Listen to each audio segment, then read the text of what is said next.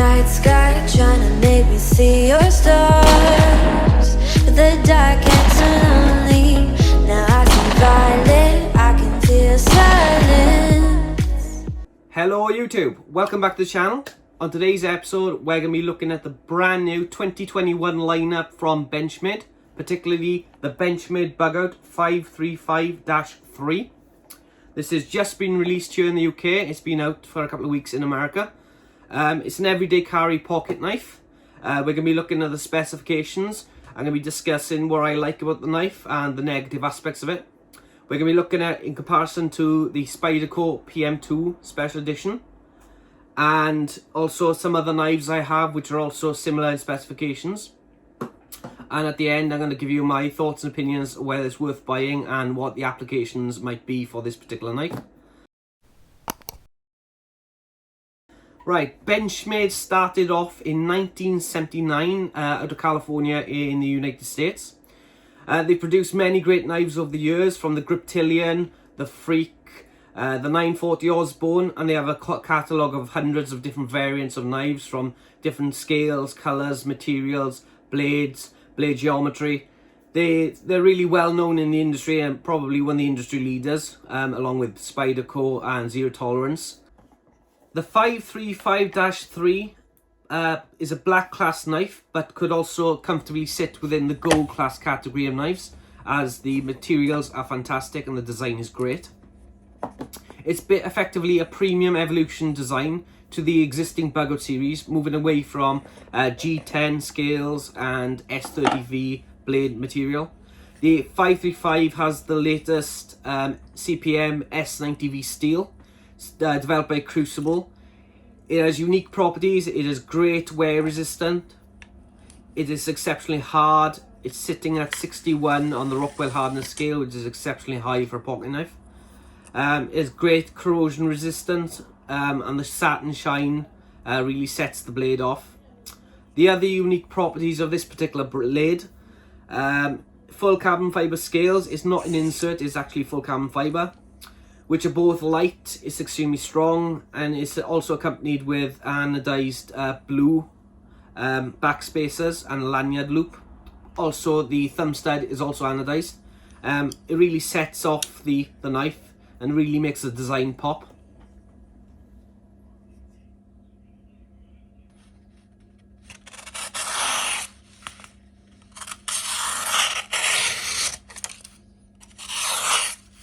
Generally, the other properties are similar to other previous Bugout models. The axis lock is easy to operate and sturdy. The blade is non-controversial with a drop point style blade, which is full flat grind, standard geometry really. 8.2 centimeters the blade measures at, with a 19 centimeters on full deployment. The weight is really quite nice. It's 58 grams, which is really nice and light in hand.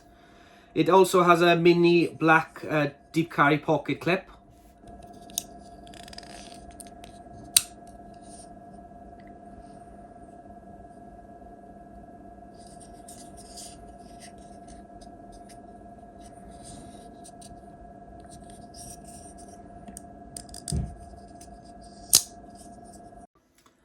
Okay, the plus. What do I like about this pocket knife?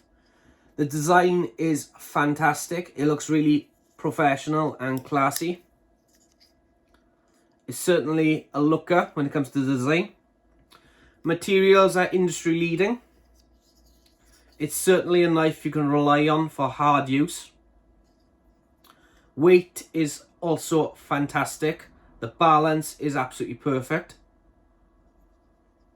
The axis lock works really well.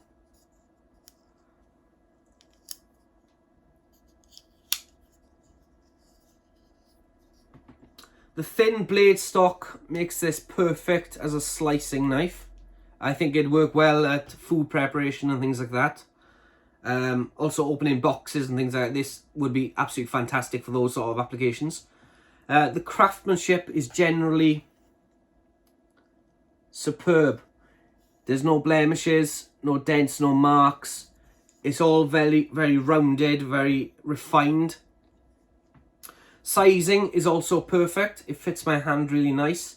I think the blade size is probably also close to perfection for light use. I mean, if you were going longer, I would prefer fixed blade anyway. The scales have almost like a chalky texture to them. It's like other knives that you see, you get like a plasticky feel to them, where this is really, it's grippy even when your hands are sweaty, but it is quite nice. There's no hot spots. All in all, it's a really quite nice knife. Okay, let's look at some of the negative points of the knife. Deploying the knife can be a little bit tricky, as you can't actually get your thumb beneath the thumb stud, so you're pushing it that way effectively, so half your energy is being wasted. But that's a small issue really, it's not exactly hard to deploy. The pocket clip is boring. I would have liked it to be the same colour as the backspacer and the lanyard loop. Yeah, so I wish they anodized that blue as well. Also, I'd like the ridge to be slightly higher, so it sits deeper in your pocket, as it does protrude a little bit. It can be difficult to close the knife with one hand, because the spring is so stiff. You've almost got to use two hands. You could just about do it. That'll probably get less as the knife gets broken in. The other thing you've got to be aware of is, because it uses Omega springs, you can probably just make them out. They are quite thin, so they will probably break eventually. You can replace them, but you'd have to take the knife apart, and that'd void the warranty anyway. Right then, if we look at the knife in comparison to probably one of its main competitors, I'd say, is the PM2. This is the Spyderco Special Edition S45VN with green scales. As you can see, the blade size is very similar. These are very different knives. The stock on the PM2 is much thicker. But also the weight is totally different. The PM2 weighs almost twice as much as this. It's just a totally different beast. Both very good looking knives, but I'd say the applications are totally different.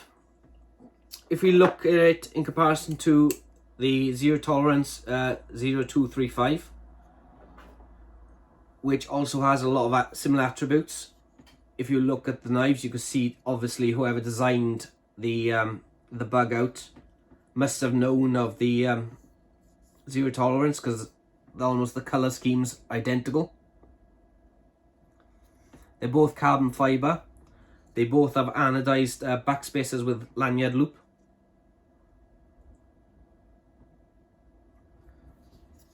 One thing I would say is the carbon fibre on the Bugout does seem more greyish, whereas the Zero Tolerance is almost jet black. This is also more chalky. This one feels as if it's got like a layer of plastic laminating the carbon fibre.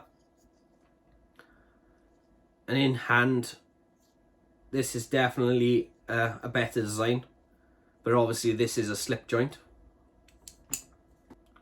Okay, the elephant in the room. The price here in the UK, you're going to be looking at £280 as the base starting price. In America, that's about $300. Comparatively, we're going to be paying a lot more here in the UK because we got import charges, VAT, and other taxes too. But we used to be paying more for products anyway. So who is this knife for, and what are the applications? I'd say there's two categories of people who'll be looking at this knife for use. That'd be collectors such as me, who want the best product available. Also, I think professional people like rock climbers or outdoor people who require the use of a knife would be serious looking at this knife, because it's going to be reliable. It's not going to rust. It's going to keep an edge. And it's very light as well. You could put this in your bag and it'll disappear. Also, rich people where money's no object, I think this would be, the knife to look at, really, consider its price point. What I like about the knife, it's really nice and balanced. It's really comfortable. I think the design is close to perfect. I can't really think of a way to improve this knife other than maybe the deep carry pocket clip. Maybe find a way to open it without the resistance from the spring initially. But generally speaking, I'm really happy with it. That's it for me today, guys. I hope you've enjoyed the video. If so, please consider giving it a like, comment and subscribe. Every day I'm thinking of new ideas to bring to the channel. I've got quite a lot of products I need to review. Because I'm working full time, it's hard to get around to it. But they'll be up on the channel as soon as possible.